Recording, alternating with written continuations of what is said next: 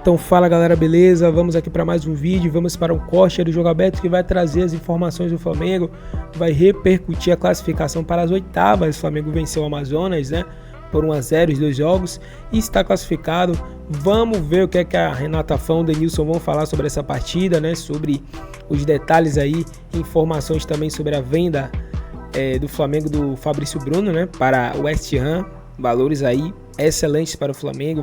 Muitos milhões dos cofres do Flamengo agora. Então vamos ver todas as informações. Diante especialmente do Corinthians, depois contra o Bolívar também foi um bom jogo, mas houve dificuldades aí, como o próprio Tite destacou, a questão do gramado lá complicou bastante. Tudo bem que o gramado do Maracanã não é sempre tão elogiado, mas tem uma grande diferença, um gramado seco, mais alto, enfim, lá da Arena da Amazônia. Um time também que priorizava mais tentar marcar mais o Flamengo, né? Não deixar dar tanto espaço assim, principalmente, vamos dizer ali, dos 4 tempos dos dois jogos, 3 tempos basicamente assim. Então, o Flamengo encontrou esse tipo de dificuldade. Era um jogo difícil, também é bom lembrar que o Amazonas também não é um time de Série D, Série C, um time de Série B já, que conseguiu alguns bons resultados recentemente, especialmente contra o Santos ali. Então, o Flamengo passou. O que importava até, especialmente nesse momento pós-turbilhão, o Gabigol, por mais que o time viesse de 2 vitórias consecutivas, era vencer. Então conseguiu essa vitória. O Pedro, mais uma vez, decisivo, né? Impressionante o Pedro nessa temporada, conseguiu carimbar ali as redes mais uma vez, esticando um pouquinho o joelho dessa vez, mas mostrou o quão importante ele é para o Flamengo, num momento assim muito distinto do Gabigol. Então o Flamengo conseguiu essa vitória que serve para dar uma acalmada também e pensar mais no Milionários na terça-feira no Maracanã. E a preocupação, a única, é em relação ao De La Cruz. De La Cruz, que sofreu aquela pancada no joelho direito, saiu um tanto quanto abatido, ainda vai ser analisado para saber o que pode ser feito, qual a gravidade da situação e aí saber se ele tem condições ainda do jogo na terça-feira.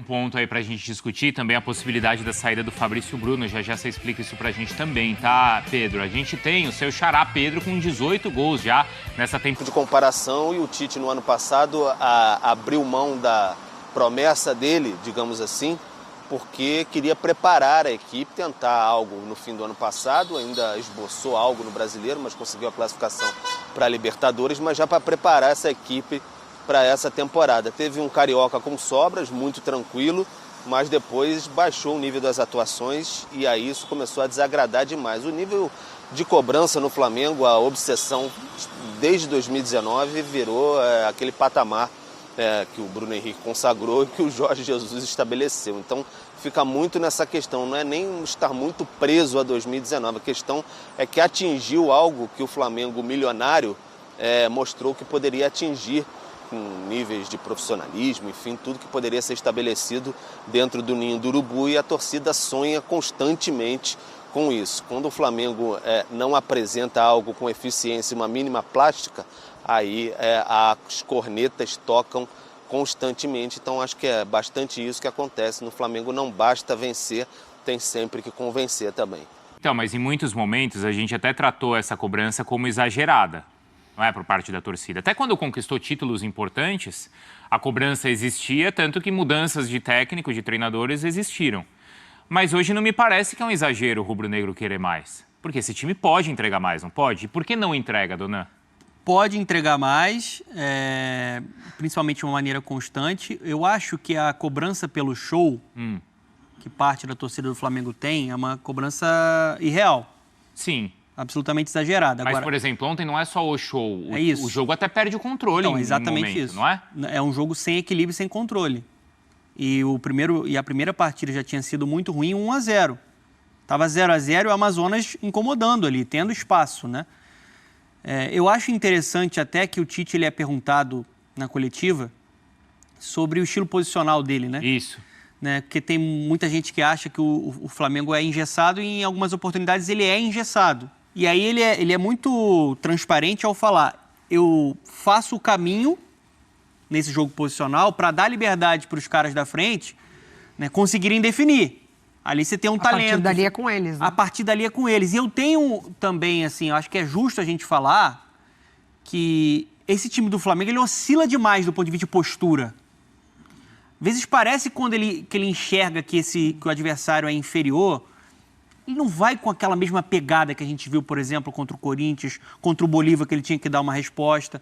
Tem que botar também um pouco na conta dos jogadores, assim. Até contra o Fluminense, não teve nessa temporada? O jogo do Gerson de ontem, por exemplo, foi um jogo muito mais passivo do que a gente viu contra o Corinthians, contra o Bolívar, só para citar um jogador. Arrascaeta.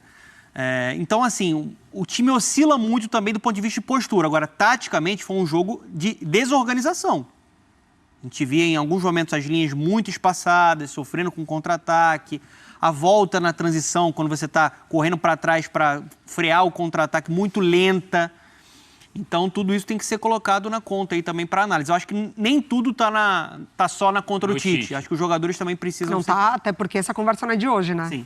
Essa conversa não é de hoje, que a gente fala sobre esse nível de excelência que o Flamengo já demonstrou com esses mesmos jogadores e a maneira como vai agressivo no mercado e traz jogadores ótimos, né? Que elevam completamente o nível do elenco. Então, se a gente falava de uma geração 2019, essa geração ela já está ficando para trás, já são novos jogadores, a roda já está girando diferente no Flamengo. Mas o discurso, ele independe do treinador. Então, assim, parece que você consegue com o grupo um nível de excelência, tanto coletivo quanto individual, mas o mínimo já é o suficiente para esse 1-0 e classificação, às vezes parece que esse mínimo entra em campo, dependendo do adversário e da competição. Uma coisa, assim, a gente estava olhando o número de finalizações, 21, né? Mas vamos analisar a forma como o Flamengo criou. Quantas jogadas foram de aproximação e envolventes? Tem uma jogada muito boa no segundo tempo, quando o Flamengo melhora, a partir das boas modificações do Tite, ali pelo lado esquerdo com o Vinha. Consegue, né, trabalhar, envolve, vem para o cruzamento, o Luiz Araújo vem na cabeçada. O Flamengo ganhou um pouquinho mais de velocidade, precisava acelerar o jogo. O Luiz Araújo é um jogador que tem essa característica, é veloz, vai para cima, e ele tem uma virtude, acho que é um jogador que tem alguns problemas, ele tem uma virtude que ele chuta pro gol. Então o Flamengo ontem ele ficou muito dependente de chute de fora da área e de cruzamento. Sim. O gol saiu dessa forma. Sim. Aí você tem o oportunismo de um camisa 9 ou a própria letal, bola do De La Cruz ali. a bola do De La Cruz e cruzamento. Então, assim, jogada trabalhada, muito pouco. Foi uma atuação pobre na parte criativa da... Esse foi o vídeo aí, galera. Se você curtiu, deixa o seu like, se inscreve no canal, ativa o sino. Deixa também o seu comentário do que você achou aí dos comentários dos jornalistas, né, sobre o Flamengo. Tem também o Fabrício Bruno, tá? Só confirmando a informação, ele foi vendido para o West Ham por 15 milhões de euros. Já está confirmado. Ele vai para lá, para a Inglaterra. Contrato de 4 anos, se eu não me engano. Acho que é 4 a 5 anos que ele fechou lá com o time da Inglaterra. O time do Paquetá, tá? Do Lucas Paquetá, esse Flamengo também. E aí o Flamengo consegue, né, em reais, conseguir 84 milhões de reais. O Flamengo pagou 15 milhões de reais por ele e agora consegue aí 84 milhões em uma venda, fora o retorno técnico que ele deu, né, nesses últimos tempos aí. Ele pelo Flamengo sempre foi muito constante, fazendo excelentes partidas, pegou a vaga de titular, né, rapidamente, e sai do Flamengo, né, como jogador assim que conseguiu honrar a camisa. Então, o Fabrício Bruno, né, pode sair tranquilamente porque ele sabe que ele cumpriu assim a sua função, né, como Flamengo. Infelizmente ele não conseguiu vencer, acho que nenhum título importante com o Flamengo, se eu não me engano. Não lembro se ele estava em 2022 ou se ele estava, ele era reserva ainda, né, porque o titular era o Davi Luiz. Mas ele conseguiu se mostrar um jogador muito bom, por isso que ele foi comprado, né? Por isso que ele foi comprado, ele foi para a seleção brasileira, enfrentou a Inglaterra e fez boa partida. Tanto que os jornais de lá elogiaram bastante ele, porque ele conseguiu marcar muito bem um jogador que era o artilheiro da Premier League. Então ele conseguiu marcar muito bem, conseguiu mostrar que tem personalidade, né? E é um jogador assim que tem 28 anos já. Então pela idade dele é uma proposta irrecusável do Flamengo, porque ninguém mais pagaria esse valor pelo Fabrício Bruno, mesmo sendo tão bom. O Flamengo pode pegar esse valor aí e procurar algum outro jogador, né, mais barato, que possa também cumprir essa mesma função feita pelo Fabrício Bruno. Comenta aí o que é que vocês acharam. Tamo junto, até o próximo vídeo.